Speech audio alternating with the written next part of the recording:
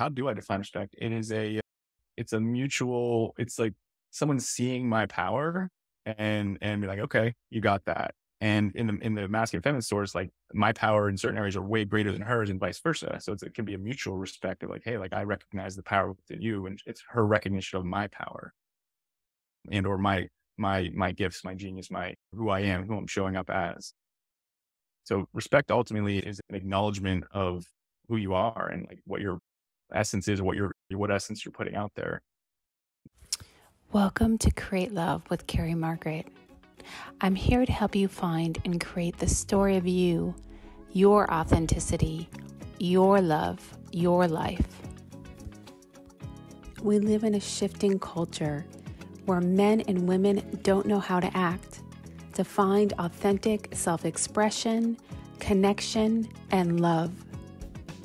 Let's remove the fear around expressing femininity and masculinity and come to a greater understanding of each other and build connection based on authenticity and attraction and being a team instead of adversaries. There's room for every type of life story and love story. You get to be the hero of your own story. Let me walk with you to create understanding, face fears, deconstruct attraction and passion, heal old wounds and grief, and show up as the person, lover, partner, and friend that you are here to be. Hi, this is Carrie Margaret with Create Love. And today I'm bringing a treat for you, my friend Matt Richie, to dive into some topics about presence and respect. Today's conversation is one of the reasons why I started this YouTube channel and podcast. This conversation is unfiltered and real and vulnerable, and neither of us are playing woke or trying to play a role of being conscious and thinking about the right thing or the wrong thing to say. It's just a very real and vulnerable conversation. So I hope you come with a lot of curiosity and compassion and understanding, and that this helps you create more love in your life. Let's dive in. Today, I have a special treat for you. My friend Matt Richie is here to talk to us a bit about presence and respect and the way that men experience that feeling of feeling respected that's generally they just universally crave to feel. So thank you so much for joining us today, Matt. Happy to be here. Thanks for having me. We met actually through a mutual friend. And one of the things that I felt right away in your presence was how present you are. And I know that you've had a long-standing meditation practice and that you really bring just this sense of being present and really with people and helping them to feel seen, heard, and understood wherever you go in your everyday life and business.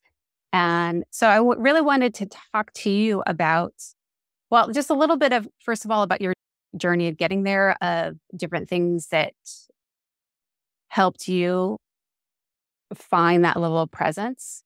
And then I want to dive more into, as a man who is on this path of meditation and consciousness and leadership, what it really means to develop respect out into the world. And yeah, so first of all, tell me about your journey and meditation and how that brought you to today. Thank you for that question. I say there's questions that I'm excited to answer. We'll start with that one. Meditation is probably one of the anchors I would put as a tool that I've used for presence and just overall. So there's a ripple effect for meditation. If you're listening and meditate, you get it. If you haven't, maybe you don't quite understand. But January 2012, I started a 30-day challenge to meditate daily, and went from that 30-day challenge to daily practice because it was so impactful in that first month of me figuring out not even figuring out, but just realizing that there was something there, that there was a stillness that I was craving, that I was missing. And there was a presence in my life that I had not yet developed, both for myself, for my own thoughts, and my communication and my connection with other people as well. So meditation is, we talk about meditation, we think about sitting on a pillow and doing this, and that's one way to meditate. That's generally, honestly, how I meditate. So I don't want to bash it, but there's other ways to meditate. You can active meditation. There's a lot of people get meditative effects through even like painting or singing or whatever your flow state is, where you can be present, be in that flow state of presence and time dissipating and just being with what is and being fully present and engulfed in whatever it is you're doing.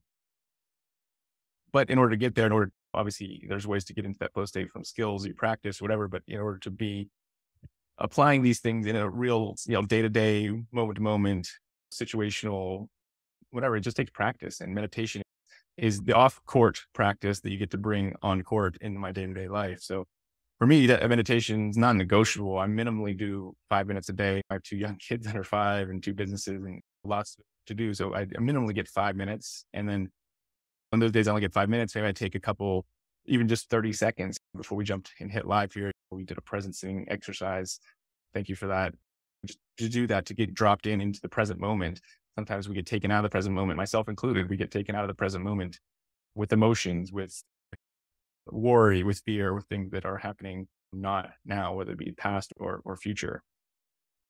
So anyway, breath and meditation is a way to really anchor us in the present moment. And that's something just from a practical sense that I've really, there's no mastery, but I'm on the path of mastery, of putting in my 10,000 hours of meditation and breath work and just being in the experience of being present with people and being, for me, communication. For me, we have 2 ears and 1 mouth. So listening more than I speak in general is my rule of thumb, especially when I'm leading groups. People think that you should be speaking to people. It's like, well, I do. And you're asking good questions, or you're setting the table for other people to speak to you. And that's how I learn. That's how all good leaders lead, is they listen and they really take in the present to what is, not just listening to respond. And I think that's kind of myself included, prior to really meditation 10, 15 years ago, you're always listening to respond. You're like, oh, I wanted to add this, or I want to say this, and I want to make my point, or I want to look good here, right?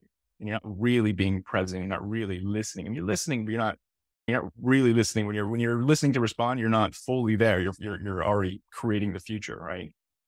So I really appreciate your reflection of my presence when we met. It's something that I've been cultivating over years. I don't really think a whole lot about it, but when I meet people, I love to connect with them, especially in, getting connected with people through other mutual friends that I respect and people that I, have a solid value to bring to the table. I love dropping in with people like that to see where their value is, because everyone has something to teach each other. And in those senses, like to give them the respect of listening and to let them be heard, masculine or feminine. We all want that to a certain degree, as far as to be heard, to be seen, to be felt and respected in our own, whatever that is, whatever that essence is, whether that's masculine, feminine, or beyond. There's an essence to being seen and being felt and being then respected that all humans crave. Oh, that was a really very complete answer. Thank you for that. That was beautiful. You ended that on this thing of feeling respected. And what was so alive for me about interviewing you today is the idea of talking to you exactly about that concept, about respect. When I dived into this whole world of polarity between men and women, masculine and feminine energy, and relationships, and really how we bring out the best in each other, I became aware that for a lot of men, it's always dangerous to say all, but for a lot of men, the feeling of feeling respected is very similar to the feeling of feeling loved. That it's from, of course, I'm not living in a masculine body, so this is me talking about like all of my learning and everything, but it just feels like something that kind of goes hand in hand. And I've heard so many men say things like, oh, well, when I feel really respected, it makes me feel really loved. It just feels like even the words that I hear coming out of many men's mouths, and then also so many amazing books and lectures about this, talk about this principle of respect. And as as a woman who identifies gender wise as a woman and being brought up that way, culturally, there were different things that I was taught and then family systems, and just that for me, the concept of feeling loved was so much bigger, or loving was so much bigger than the concept of respect. That when I learned that respect was so important to men within any relationship, and in their relationship with a woman, if they're in a heterosexual relationship, I didn't really even understand at the time what that meant. Like, I couldn't really understand and crystallize what that actually meant, like within my own embodied sense. So ever since then, I've actually been on a journey of learning how to respect a man within a relationship, and like different things that signal to a man respect. I mean, there are common things. I'll tell you something that I goof up on all the time and something that I learned from an interesting teacher. I actually learned this from Allison Armstrong, where she teaches women to learn how to like breathe more and not speak over men. Like, I'm a talker, so I'm likely to speak over somebody a little bit, and being able to take that pause and really listen to somebody else's words is a signal of respect. I just gave you one small example, and something that I actively like work on to reprogram. What I'm really curious about is a man who's been on this journey of self-discovery. What for you is respect, and primarily what is respect, and then we can get into how does respect feel in relationships with women. Yeah. Great setup. Great questions. Yeah. Respect is, it's not actually universal to men, but I think it is higher on our hierarchy, so to speak, as far as what we crave. But to get your first question there, how I define respect, I hadn't really thought about it, and I still haven't up until this point. I know we've talked about respect a lot, but how do I define respect? It's a mutual, it's like someone seeing my power and be like, okay, you got that. And in the masculine feminine source, like my power in certain areas are way greater than hers, and vice versa. So it can be a mutual respect of like, hey, like I recognize the power within you, and it's her recognition of my power and or my gifts, my genius, my who I am, who I'm showing up as. So respect ultimately is an acknowledgement of who you are and like what your essence is, or what essence you're putting out there. So when people feel disrespected, like you mentioned a good example there, women talking over men, or men talking over women, what are you going to say? But like talking over people, that's kind of disrespectful, right? Like they're expressing they want to be heard. They're seeing, or they're saying something that's wanting to be heard, and you're shutting that down. So you're saying, no, you're not worthy of being respected, because we don't want to see you. We don't want to recognize that, right? Even just all that's unconscious. Like we're not actively thinking that, right? And I'm sure most women aren't actively thinking that when they're speaking up. They just want to be heard, right? So generally that happens when maybe she's feeling either not loved or not respected, or whatever her lack is, she's needing to be speaking up because she's lacking somewhere. So, nothing ever comes out of like left field. There's always a chain reaction. You can follow every action back to, essentially. But as a man, like say, just being seen, and just like I'm talking this in real time, so give me a second here, but I feel like the humbleness of not having to ask to be seen and just having to be seen, like there's a humbleness to that. Like I don't want to have to like bulk up to say, hey, like, oh, I see you now. I used to respect you, like just to be seen as is, like who I am, how I'm showing up, my embodiment of, like, say, my presence, my kindness, my whatever it is, whatever I'm embodying, to be recognized for that without having to be asked. That is like kind of the ultimate respect, right? So you think about like kings and pharaohs, like when they walk in the room, like everyone like stops and like, bow, whatever. It's like this ultimate respect, right? Like, we see you, we see your power, we see your gifts. So that's how I see respect. And I am from a masculine standpoint. And again, it is probably more, it's higher on our hierarchy, but obviously women crave respect too. Like they don't want to be disrespected. Like it may be lower on their hierarchy than love, and to be cherished and to be seen as a divine love, or whatever the essence is of a woman, but it's definitely still on your hierarchy somewhere. So got a few other questions in there. I don't know which one I want to answer first, but you'd mentioned other ways men disrespect women or women disrespect men. I feel like the speaking over one is a very relational one. I mean, we've all experienced that on one end or the other. We both are all been guilty of going, one way or the other on that one. But for women, I think there's an interesting dynamic. I say we talk the masculine feminine dance. I feel disrespected when I feel like I'm married. So when my wife, I don't say it's not withholding sex, but like she uses that as a weapon and or a leverage point potentially in a relationship, or she has in the past, we'll say more so. And we're all growing well dressed up. So it's really interesting to see this come out. But like that was something I felt disrespected in, because like that's as a masculine man, like that's one of our ultimate power points in the sense of like, hey, like if you're a high achieving, high testosterone man, like you're going to want to have that physical connection, that ultimate connection with the divine, especially if you're a partner or whatever. So like to withhold that, like that's an ultimate disrespect, right? So that's the way I always see the number one thing with the masculine and feminine, how women disrespect men. They use sex to disrespect men in a lot of ways. I love that you bring this up. And I want to go down this a little bit, because one of the interviews that we do that I'm doing on Create Love is with Lee Jagger, and she teaches erotic massage to women. And it's amazing. One thing the way that she describes it, I think is so perfect. She's like, because we're having a conversation about it and sort of setting up the interview. And she's like, Carrie, it's like chocolate. You can't, like, you don't know what it is until you experience it. And she's right. This because she's a mentor of mine. It is like chocolate.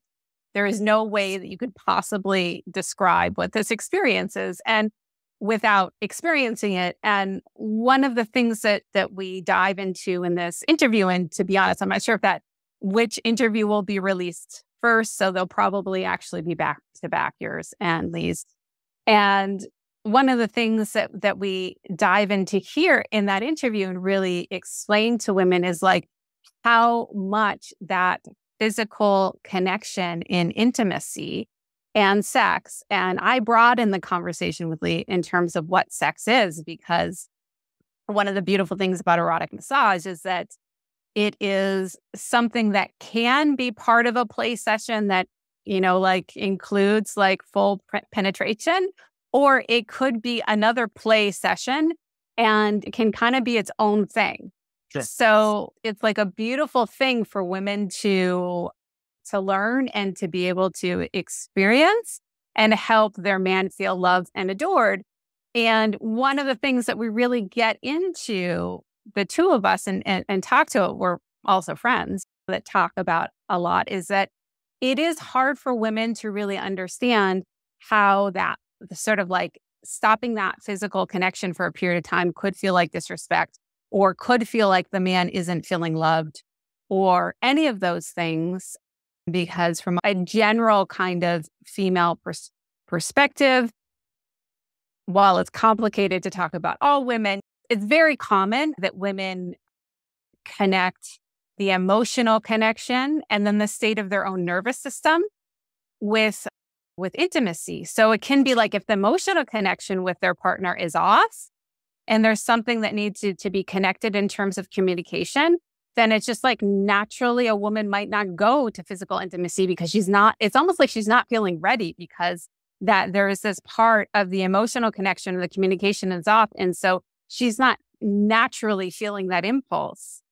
And then the other piece that related to that, and this will be an upcoming interview as well, is that women's nervous systems in general are very infected by like environment and children and stresses, and then the stages of our life, like with pregnancy or postpartum, or all the different fluctuations, even in hormonal cycles and all of this, that for a woman to feel actually kind of like grounded and safe, like it's safe to have sex, like it's safe, we're in the cave, it's safe.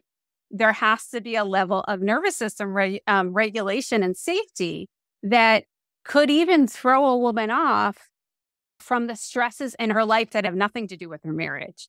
So it's not like an impossible thing to conquer for men. It's just there's so much subtlety in it, and really in the seduction of a woman, and with the connection with a woman in terms of like how her nervous system is working. So I love that we're talking about this experience from like the male perspective, where it actually can feel like disrespect. And sometimes a woman might be using that as leverage. And I'm not saying that that doesn't happen. I'm just saying that sometimes that's like, it's a disconnect that's happening within the woman or the relationship herself. Sure. Uh, Yeah, like I mentioned, so every action has something that was spawned that reaction, that action generally. So it's like it doesn't live in a vacuum, right? So I get that. I was kind of just giving. Yeah, I love basically from a masculine standpoint, when we are denied that, especially if we feel, you're married or whatever you feel like you're, I don't say entitled to, but like, hey, like this is my kingdom, you're my queen, and you're doing the best you can. You feel like you're fulfilling all the needs and you're whatever, and you're not receiving that, then that's a sign that just feels like we feel like we're getting disrespected, right? So it's like that that disconnect is where masculine or feminine, like say when you get when you're that disconnection, emotional, the intimacy is not there. You're gonna be, she's gonna feel unloved. You're gonna feel, I'm gonna feel unrespected or disrespected, and there's just going to be like a further disconnect where it's where that has to. That's where open, transparent communication, and whether it be therapy or coaching or even just having really great,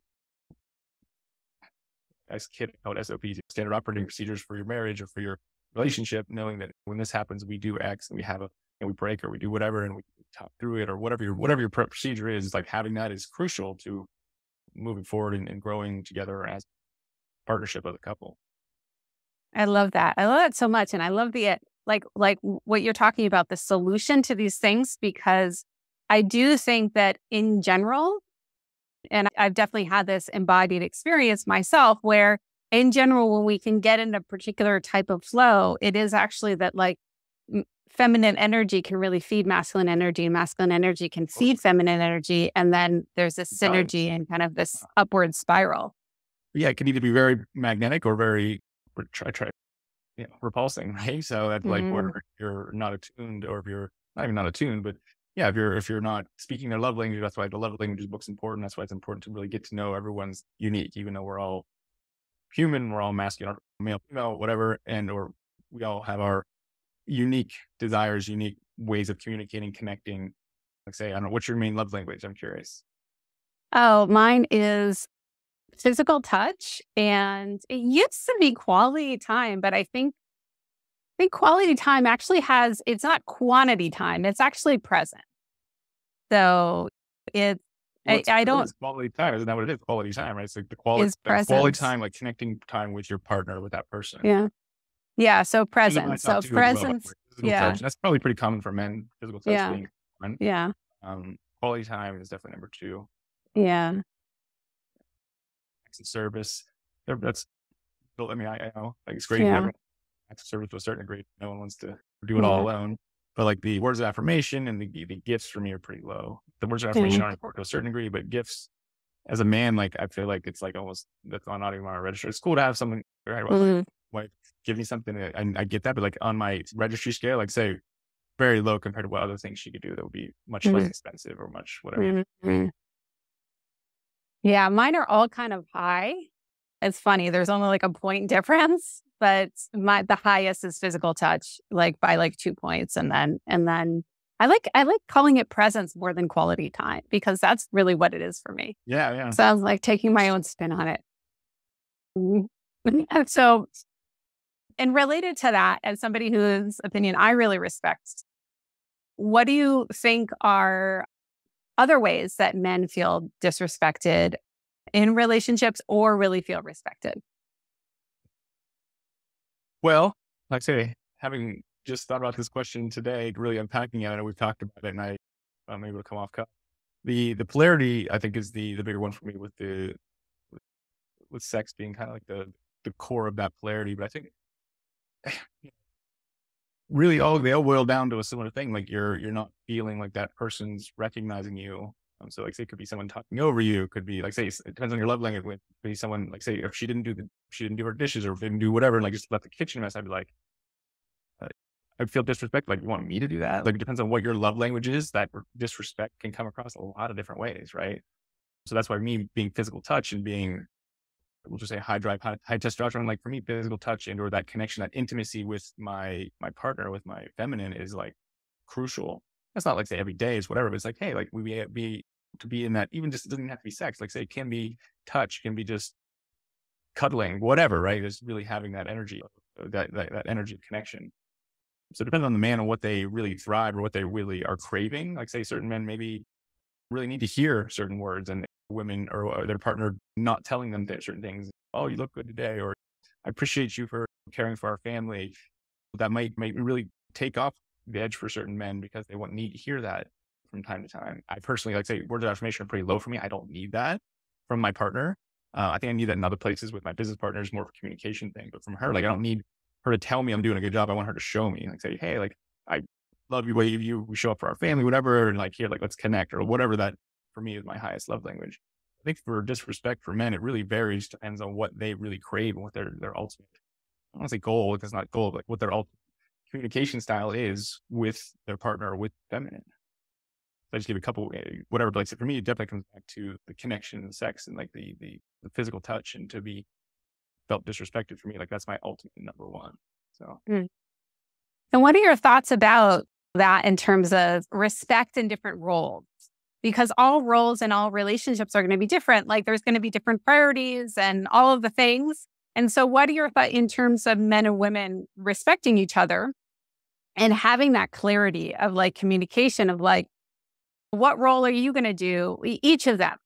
What role is the woman or the man? And it doesn't really matter what the roles are. It's just kind of finding sort of the clarity and the communication so that the respect is there. And so essentially what I've been hearing you say about respect is part of it is like,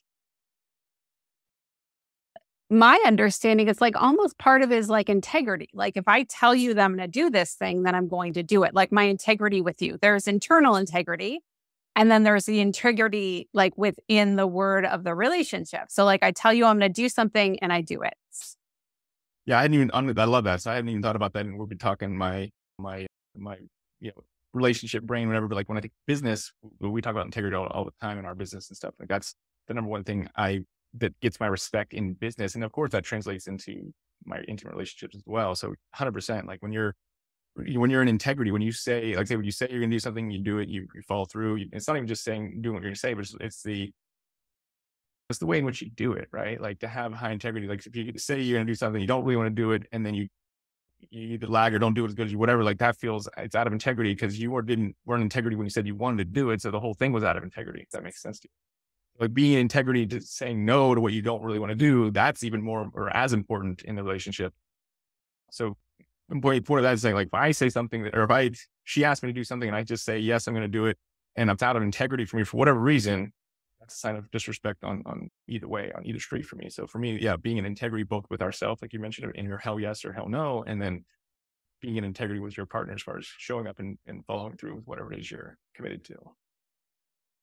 I love that so much. I think that's something that's so understandable to women on certain level, whether or not they use the word integrity, because in teachings that are out in the world for women in terms of understanding men, one of the things that comes up and a little thing that tends to bother women in their relationships with men is when the man that she's with is out of integrity with himself.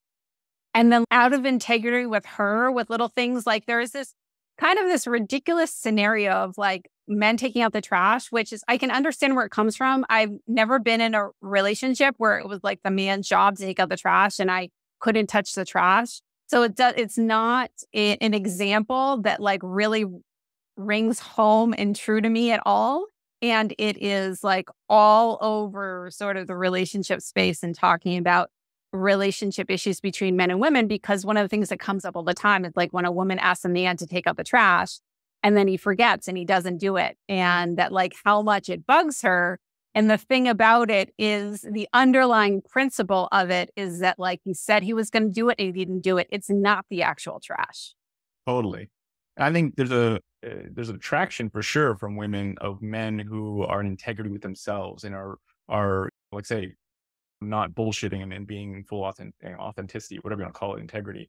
Women, like say, you can probably test this. Women seem to be very magnetic to that, not even sexually, just they want to be around that integrity, like men do as well. But I think men or women specifically, for men who are in that integrity, it's like, oh, okay, like that's not, I don't say it's not the norm, but there's a lot of men who are just out of integrity with themselves, right? They're working jobs they don't want to work. Maybe they're dating someone they think they don't really want to be with, they're just comfortable, whatever. There's tons of ways we're out of integrity. We're out of integrity with our diet or our exercise regimen, whatever it is. There's a lot of men who are just living out of integrity, and that shine. Like, say, if you can't be in integrity with yourself, there's no way you're going to be full integrity with someone else. Like, no way. And you might be a people pleaser, and you might do actually better with other people than you will with yourself. And that's just a whole other conversation. But integrity is huge, both internally and building trust and building respect in relationships. Yeah, that's so huge. I mean, I find myself,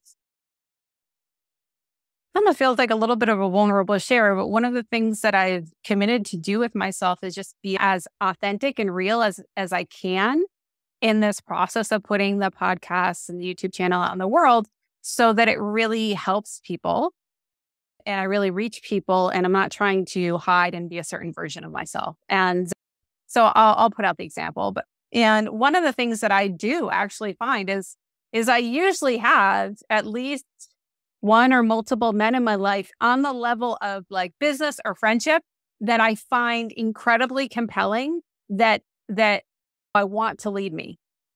So that feeling of, and I'm going to go into a place, I'm going to take it a little bit farther. I might want to even, this is like almost an edible moment, but I think there is a level of like, women hate it when other women or men use the word like submission.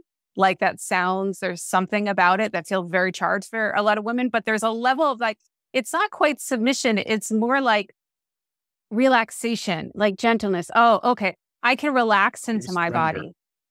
It's surrender. It's like, I can surrender. I can relax. I can allow this person to leave me because their integrity, and there's this strength there. And I look for that in the masculine and in the feminine, and in general, I really like to be around that energy in terms of masculine energy.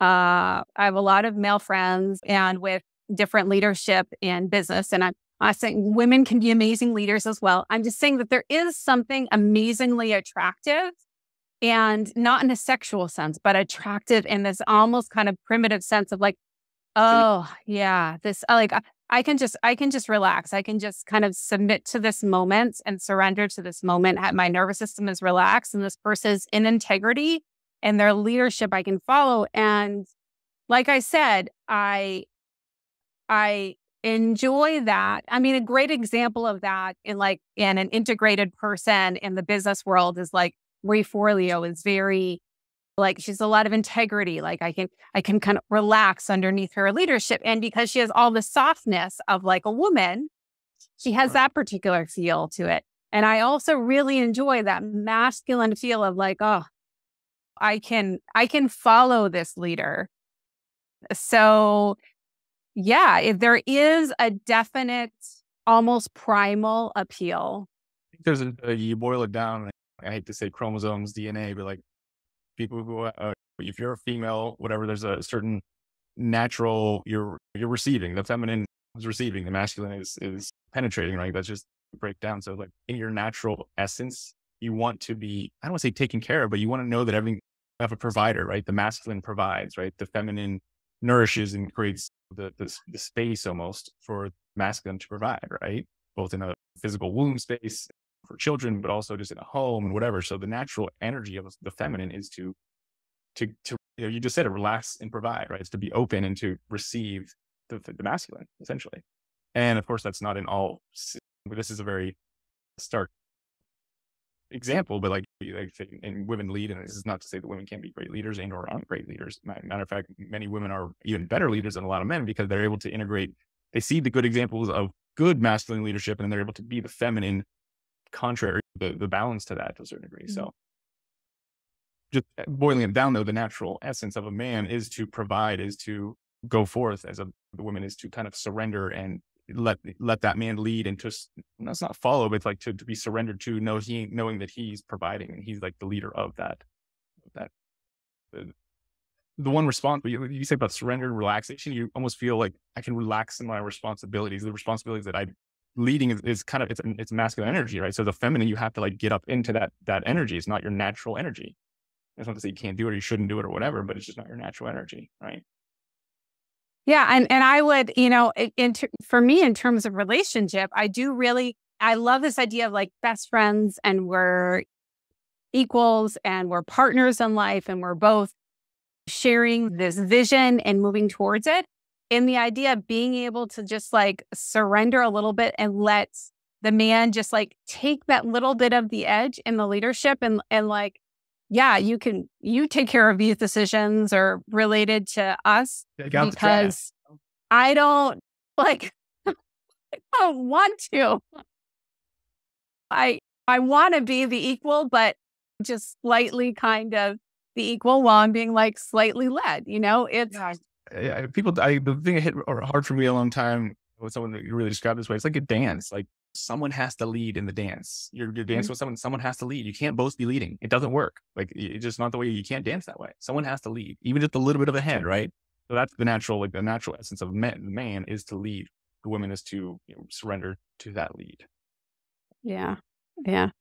So, wow, that's really interesting. It's so fun how our discussion of respect got around here to something that's always felt very natural to me, like for as long as I can remember, to tell you the truth, to just be led in a relationship in a way that feels beautiful and safe. And Yeah. so I do want to touch on quickly in terms of respect, this idea of like how respect is earned out in friendship, business world, career, or just like in community. And you did touch on a really, really incredible point in terms of integrity. Is there any other principle that just like so obvious that pops up for you? I think as a man, when we look at the world or the world looks at us, they say, who are you? What have you done? What have you achieved? What skills do you have? That's how you're respected. You go out and you achieve or you do or you create something, right? So from the masculine standpoint, in order to gain respect, we have to create something, whatever that is. I mean, it could be music, it could be anything, literally. But, when we're essentially, like, say, when we as men feel like we're in a good way getting judged, like, hey, like, who are you and what have you done? That's how we gain our respect. Like, we've done this. It's like, yeah, it's like tangled my words there. I feel like the world looking at us in a certain way as men, it's different. Like, say, if you look at females, they can get a million followers just by being beautiful and just by being whatever. It's like there's a feminine radiance of just being, of just, like, say, surrendering to life and being who you are. That's respected. For men, we have to build, we have to do something. There are very few men that have admiration, respect, and whatever that are just, I would say not doing anything, but like our Instagram models, right? So they're doing something or building something. Even that's building something. You're building a following, you're creating revenues, monies for your families. That's not to say it's not doing anything, but in a sense, if you think about the Instagram label, the men who are the most respected are people who build businesses or do make lots of money or whatever you want to call it. And women who are respected, the most beautiful, most sort of feminine essence, right? So men, it comes back to like, hey, like, what have you done? Like, who are you? Like, what skills do you have? And what have you done for essentially better impacting of your world? Like, how have you made this world and your journey better? So I feel like for men, that's the best way. That's the way we crave or get, we not even crave. That's the way we get respect in this world, outside of partnerships, outside of relationships, but in the essential world, that's how men are viewed. So that can be done in a lot of different ways, right? It depends on so respect can be, like, say, coming back to your love languages or whatever, like who you are and how you're designed DNA wise is going to depend on what your respect, what equals respect for you. It could be, like, say, building a business, becoming multimillionaire. That could be having a loving family and a woman that respects you and that great connection, right? It's an admirable, respected life for a man to live as well. There's plenty of different respected lives. What's not respected is to be philandering lots of kids. Like, that's not respected in a certain way as much as doing something that's more constructive. And probably, I think, just thinking back to previous generations, that was probably more respected then, as far as it was less shameful, less whatever for a man to have a secondary family, or not a secondary family, have like multiple kids, multiple women and stuff like that. I feel like we're hopefully coming to a point where we're realizing that's not the answers, and it's not these broken families and these men who have not stepped up and not gotten the respect that they needed, or not, they just didn't step up to gain the respect that they, I don't want to say should have earned, but if you have a kid, you should earn that respect. I think that's the masculine failing there. So just some examples of failure, but I feel like for men, building and creating something that's in alignment with, like, say, who your natural integrity is, whatever that natural integrity of what you want to create, to be in alignment with that and to create it in the world. That's like the ultimate respect as a man. Oh, I love that so much. And what's coming up for me right now too is was actually kind of a perfect segue. There's another question or two that I want to ask you, but still, like, your work out in the world, most of the work that you do out in the world is with your inner circle, and it's a leadership circle. And so this is a space, I imagine, where all of these types of principles in terms of being in integrity with yourself and with others and respect, that's very much present to that. Yeah, you're absolutely right. Obviously, integrity, respect, these are all things that we call up. We say we don't call people out, we just call people up. And the inner circle is specifically a leadership mastermind community for entrepreneurs and operators in the hemp CBD and cannabis, and now the emerging psychedelic space, overarching plant medicines, if you will. These emerging industries is very Wild West. There's not a lot of great leadership. There's not any real factions. I mean, they're starting to come together, but it's still very, very early. So we're basically wanting to be putting our flag in the ground in this industry, knowing that anyone who works with us is cultivating the leadership and or the respect of the industry. And that's my ultimate goal, and my selfish goal for creating this group is to essentially get these medicines, cannabis, plant medicines, other medicines, to be respected in the greater consciousness, because they're not very respected at this point because of all propaganda and or just everything that's gone down over the years of pushing these drugs to the peripherals and blocking out any research and all that kind of stuff for the last 100+ years. We're finally getting back to a place where they can be respected. We can educate people, and then we can have a different healthcare system, because I feel like we have a sick care system right now. So Inner Circle really serves to create the best products, services led by the best entrepreneurs and operators to bring these medicines to the greater collective of people so they can have alternative health in the future. And really seeing them as medicines. So I think a lot of the sort of basic, like, collective in, or at least in the United States, has seen a lot of these things that just seen them play out in previous years in terms of addictions. So like cannabis, different addictions with people, or that other plant medicines. I mean, talking about psilocybin, not necessarily like ayahuasca, but, certain plant medicines like a psilocybin type of thing. Or some people use, even though it's not a plant medicine, they'll use things like MDMA for healing as well. Again, not a plant medicine, just like LSD isn't a plant medicine. And people will use small amounts of that related to healing too. So like taking these kind of substances that have been these substances that were seen as like an addictive thing and escaping thing, and to be like out of integrity with oneself and to escape reality. And then like seeing the medicinal properties and the way that they have helped people heal in their life. I mean, I'm a huge believer in plant medicine and alternative therapies. I've used therapy-led MDMA for personal healing, along with psilocybin under MAPS. I believe this MAPS protocol has all this healing training.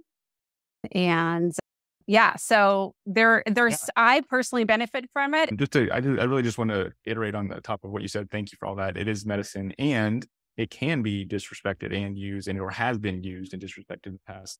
And addiction, I would push back a little bit. I don't think addiction, they probably push the narrative of addiction, but most of these, psychedelics aren't addictive. Cannabis is very, very low on the addiction scale compared to opiates or alcohol or any of these other, even tobacco or any of these other things. So it's less addictive. It is more about they just, you can use it in a bad way or use it in a way that's not productive. It's not in integrity, right? We talk about being in integrity, using things that you're out of integrity, like say you're using these substances to escape, to get away from your current reality. And in one way you can do that, and that's a great thing. You can do that to plan your future. For me, like say I owe a ton of my my growth to cannabis and psychedelics. So I don't want to go too far into that right now. We don't have time, but for me, having my children, I did a psilocybin experience to see if I even wanted to have kids. At one point, I didn't know if I wanted to have kids. So I did a whole experience, went deep with that, got clear. I wanted to have kids. I have 2 kids now. Stuff like that. So it can be used as a tool to really, really get clear and get in integrity, or you can use it as a crutch to be out of integrity. So I just want to be clear on that. It's not all great. It's not all perfect. It's not like this is like a cure-all thing, but when done well with intention and integrity, it can.